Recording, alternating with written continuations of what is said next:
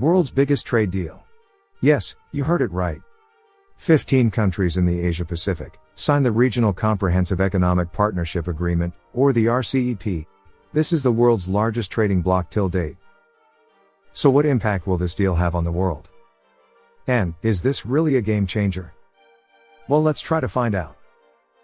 The RCEP was introduced way back in 2011 during the 19th ASEAN meet. The real negotiations and talks began in November 2012. That time, China was pushing the deal to counter the US-led Trans-Pacific Partnership, or the TPP. However, in 2017 US President Donald Trump withdrew US from the TPP. Since then the RCEP has been the largest trading bloc.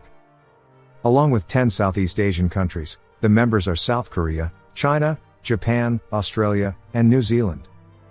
All these members make up nearly 1/3 of the world's population, and together they account for 29% of global gross domestic product. Now the main unanswered question is, why are these Asian countries interested in the RCEP?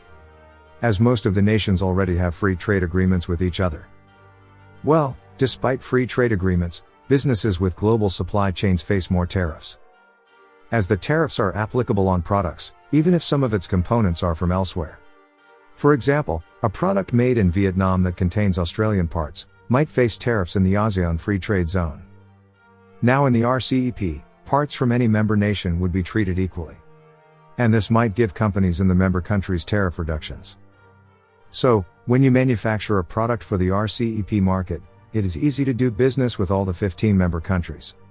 Plus, you would need only one piece of paper to do business.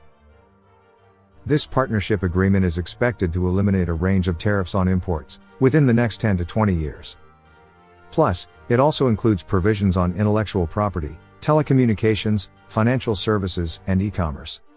Also, there are predictions that, by 2030 this could increase annual income of the global economy by $190 billion. And if you notice, this is the first trade agreement which has China, Japan, and South Korea together.